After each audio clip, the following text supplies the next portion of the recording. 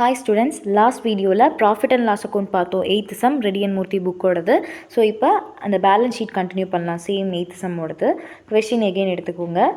So கொஷினில் பார்த்தோம் அப்படின்னா பேலன்ஸ் ஷீட்க்கு தேவையானது என்னெல்லாம் இருக்குன்னு first we need to check. Authorised capital அப்படிங்கிறது அந்த கம்பெனிக்கு இவ்வளோ ஜென்ரல் பப்ளிக் கிட்டேருந்து வாங்கலான்னு சொன்ன ஸ்பெசிஃபைட் கேபிட்டல் தான். ஸோ அது நம்ம ஜஸ்ட் அதை டைப் பண்ணால் அதாவது மென்ஷன் பண்ணால் மட்டும் போதும். சப்ஸ்கிரைப் அதை கேல்குலேஷன்ஸ்க்கு எடுத்துக்க மாட்டோம். அடுத்தது சப்ஸ்கிரைப்டு கேபிட்டல் அப்படிங்கிறது கம்பெனிக்கு ரிசீவ் ஆன கேபிட்டல் அமௌண்ட்டு 1 lakh ரிசீவ் ஆயிருக்கு. ஸோ இது ஷேர் ஹோல்டர்ஸ் ஃபண்டுங்கிற டாப்பிக்கில் நீங்கள் ஃபார்மேட் எடுத்து வச்சிங்கன்னா தான் உங்களுக்கு புரியும். ஸோ அப்போ ஃபார்மேட் எடுத்து வச்சுக்கோங்க புக்கில்.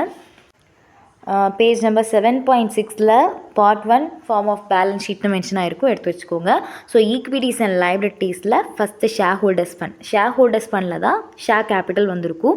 ஸோ ஷேர் கேபிட்டலில் தான் இந்த ஷேர் கேபிட்டல்னு சொல்லிட்டு 1 lakh மென்ஷன் பண்ணியிருப்போம். அடுத்தது கால்ஸ் அண்ட் அரியர்ஸ் கொடுத்துருக்காங்க. ஸோ எப்போவுமே ஷேர் கேபிட்டலில் ஏதாவது அரியர்ஸ் இருந்துச்சு அப்படின்னா மைனஸ் பண்ணியிருக்கணும். அது அரியர்ஸ் அப்படிங்கிறது பெண்டிங் இருக்கக்கூடியது இல்லையா, ஸோ அதனால் அது லெஸ் பண்ணுறோம். ஸோ அதை ரிசர்வ்ஸ் அண்ட் சர்ப்ளஸில் ஷேர் கேபிட்டலில் மென்ஷன் பண்ணியிருக்கணும். அடுத்தது லேண்ட், பில்டிங், மிஷினரி, ஃபர்னிச்சர் இது எல்லாமே என்னது அப்படின்னா ஃபிக்ஸ்டு அசெட், அதாவது டேஞ்சிபிள் அசெட். ஸோ அசெட் சைட்டில் ஃபிக்ஸ்டு அசெட்டுக்கு கீழே டேஞ்சிபிள் அசெட்னு ஒரு ஹெட்டிங் இருக்கும், 12ன்னு போட்டிருப்பாங்க நோட் நம்பர். அதில் நாம் இது எல்லாத்தையும் மென்ஷன் பண்ணணும். பட் கொஷனில் என்ன இருக்குது, அவங்க அவுட்ஸ்டாண்டிங் அட்ஜஸ்ட்மெண்ட்ஸ்லாம் கொடுத்துருக்காங்க இல்லையா, பில்டிங்கோடது, மிஷினரியோடது, ஃபர்னிச்சரோடது அப்படின்னு. அந்த அட்ஜஸ்ட்மெண்ட்ஸ் எல்லாத்தையுமே we need to mention. அது நோட் பண்ணி வச்சுக்கோங்க. அட்ஜஸ்ட்மெண்ட்டும் இருக்குது அப்படிங்கிறத நோட் பண்ணி வச்சுக்கோங்க. அடுத்தது carriage inverts already mentioned in profit and loss account, same as for wages and salary. bad debtsum mention பண்ணியாச்சு. அடுத்தது பார்த்தோம் அப்படின்னா சேல்ஸ் ரிட்டர்ன் மென்ஷன் பண்ணியாச்சு. Bank charges, school rates and taxes, sundry debtors and sundry creditor இருக்குது. And then fire insurance இருக்குது. Sundry debtor எங்கே வந்திருக்கும் அப்படின்னா ட்ரேட் ரிசீவபிள் அப்படிங்கிற ஹெட்டிங்கில் வந்திருக்கும். அதே மாதிரி பில்ஸ் ரிசீவபிள் எங்கே வந்திருக்கும், ட்ரேட் ரிசீவபிளில் வந்திருக்கும், கொஷனில் இருக்கும் பார்த்துக்கோங்க. அண்ட் தென் கிரெடிட்டார் பார்த்தோம் அப்படின்னா சன்ட்ரி கிரெடிட்டார் ட்ரேட் பேபிளில் வந்திருக்கும். அதையும் நம்ம 13,200 கிரெடிட் சைடில் மென்ஷன் பண்ணியிருக்காங்களே எடுத்துக்கணும். அண்ட் தென் இங்கே எக்ஸ்ட்ராவாக என்னெல்லாம் இருக்குது, அவுட்ஸ்டாண்டிங் இருக்கிறது எல்லாத்தையுமே நம்ம என்ன பண்ணியிருக்கணும் அப்படின்னா அவுட்ஸ்டாண்டிங்கிறது என்னது, நான் இன்னும் பே பண்ணாமல் வச்சுருக்கக்கூடியது அப்படிங்கிறது மீனிங். ஸோ அப்போ பே பண்ணல அப்படின்னாவே லயபிள் அப்படிங்கிறது மீனிங். ஓகேவா? ஸோ அப்போ லைபிலிட்டி சைட் தான் வரும். அவுட்ஸ்டாண்டிங் எங்கே வந்திருக்கோ அதர் கரண்ட் லைபிலிட்டின்னு ஒரு ஹெட்டிங் இருக்கும் இல்லையா, அதில் மென்ஷன் பண்ணியிருப்போம். ஓகேங்களா? அடுத்தது என்ன கொடுத்துருக்காங்க, ப்ரீபெய்டு இன்சூரன்ஸ். ஸோ ப்ரீபெய்ட்னா என்னது, முன்கூட்டியே பே பண்ணியாச்சு. அப்போ இப்போ எக்ஸாம்பிளுக்கு நீங்கள் ஃபோன் ரீசார்ஜ் பண்ணுறீங்கன்னு வச்சுக்கோங்களேன். ரீசார்ஜ் பண்ணுறீங்கன்னா ப்ரீபெய்டுன்னு தான் சொல்லுவோம், கரெக்டாக. அதாவது 1 month நான் யூஸ் பண்ணுறதுக்காக இன்றைக்கி நான் ரீசார்ஜ் பண்ணுறேன் அப்படிங்கிறது தான். அப்போ அந்த 1 month என்னது, அந்த அமௌண்ட் ஸ்பெண்ட் பண்ணுறது என்னோட அசெட் தான். அந்த மாதிரி தான் ப்ரீபெய்டாக இருந்துச்சு அப்படின்னா அது அசெட் சைடில் மென்ஷன் பண்ணியிருக்கணும். ஓகேவா? அவுட்ஸ்டாண்டிங் அப்படின்னா நான் பெண்டிங் வச்சுருக்கேன், நான் தான் லயபிள், ஸோ நான் பே பண்ணி ஆகணும் அப்படிங்கிறதுனால அதர் கரண்ட் லைபிலிட்டியில் மென்ஷன் பண்ணுவோம். அதுவே ப்ரீபெய்டு இன்சூரன்ஸ் அப்படிங்கிறது அசெட் சைட்டில் அதர் கரண்ட் அசெட்டில் மென்ஷன் பண்ணியிருக்கணும். And then cash and bank கொடுத்துருப்பாங்க, அது இங்கே வந்திருக்கும், கேஷ் அண்ட் கேஷ் ஈக்குவலண்ட்டில் வந்திருக்கும். அண்ட் தென் க்ளோசிங் ஸ்டாக் கொடுத்துருப்பாங்க. இந்த க்ளோசிங் ஸ்டாக் எங்கே மென்ஷன் பண்ணியிருப்போம் அப்படின்னா இன்வென்ட்ரிஸில் மென்ஷன் பண்ணியிருப்போம். இப்போ அப்படியே ஒர்க்கிங் நோட்ஸ்க்கு போகலாம். So first one share capital. So equities and லைபிலிட்டிஸ்க்கு ஷேர் கேபிட்டல் எவ்வளோ கொடுத்துருக்காங்க, சப்ஸ்கிரைப்டு கேபிட்டல் 1 lakh, அதில் கால்ஸ் அண்ட் அரியர்ஸ் 6,400 பார்த்தோமா. ஸோ மொத்தமாக எவ்வளோ வந்திருக்குன்னா 93,600. அது நாம் ஷேர் கேபிட்டல் மென்ஷன் பண்ணுவோம். அடுத்தது reserves and surplus. So reserves and சர்ப்ளஸ்னால் கொஷனில் ஜென்ரல் ரிசர்வ் கொடுத்துருந்தாங்க, செக்யூரிட்டி ப்ரீமியம் கொடுத்துருந்தாங்க. அண்ட் தென் கொஷின் பார்த்துக்கோங்க, ஏன்னா இந்த ஃபார்மேட்டில் நான் மென்ஷன் பண்ணாமல் விட்டுருப்பேன். ஸோ கொஷினையும் எடுத்து வச்சுக்கோங்க. 8th sum. ஓகேங்களா? General reserve 24,000 and security premium 6,000 கொடுத்துருப்பாங்க. இந்த லாஸ்ன்னு சொல்லி பார்த்தோம் இல்லையா முந்தினதில், ப்ராஃபிட் அண்ட் லாஸ் அக்கௌண்ட்டில் கிடச்சது இல்லையா, அந்த லாஸை மைனஸ் பண்ணுறோம். சப்போஸ் இங்கே ப்ராஃபிட் கிடச்சிருந்துச்சு அப்படின்னா ஆட் பண்ணியிருப்போம். ஸோ டோட்டல் ரிசர்வ் எவ்வளோ அப்படின்னா 27,535. அடுத்தது கரண்ட் லைபிலிட்டிஸ் பார்த்தோம் அப்படின்னா ட்ரேட் பேயபிள், சன்ட்ரி கிரெடிட்டார் மட்டும்தான் இருக்கும். So 13,200. And then other current liability அப்படிங்கும்போது வேஜஸ், சேலரி, ரேட்ஸ். ஸோ இங்கே அவுட்ஸ்டாண்டிங்னா 3,200, 500 அண்ட் 200 கொடுத்துருக்காங்க இல்லையா, இது எல்லாத்தையும் டோட்டல் பண்ணோம் அப்படின்னா 3,900 வந்திருக்கும். 3,900 அதர் கரண்ட் லைபிலிட்டி. ஸோ இப்போ லைபிலிட்டி சைட் ஃபுல்லாகவே முடிஞ்சு அப்படியே லைபிலிட்டிஸை ப்ளேஸ் பண்ணிடலாம். ஸோ ஷேர் ஹோல்டர்ஸ் ஃபண்டோட டோட்டல் எப்படி, டோட்டல் ஷேர் ஹோல்டர்ஸ் ஃபண்டில் என்னெல்லாம் வந்திருக்கும், ஷேர் கேபிட்டல் வந்திருக்கும். And then reserves and surplus வந்திருக்கும். மூணாவதாக மணி ரிசீவ்ட் அகெயின்ஸ்ட் ஷேர் வாரண்ட்னு நோட் நம்பர் 3 கொடுத்துருப்பாங்க. பட் நம்மளுக்கு சம்மில் வரல.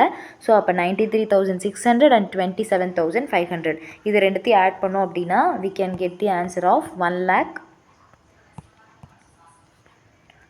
1,21,135 ஷேர் ஹோல்டர்ஸ் ஃபண்டோடது. அடுத்தது நான் கரண்ட் லைபிலிட்டிஸில் எதுவுமே இல்லை. கரண்ட் லைபிலிட்டிஸில் தான் trade payable 13,200 and other current லைபிலிட்டியில் 3,900 நம்மளுக்கு கிடச்சிது.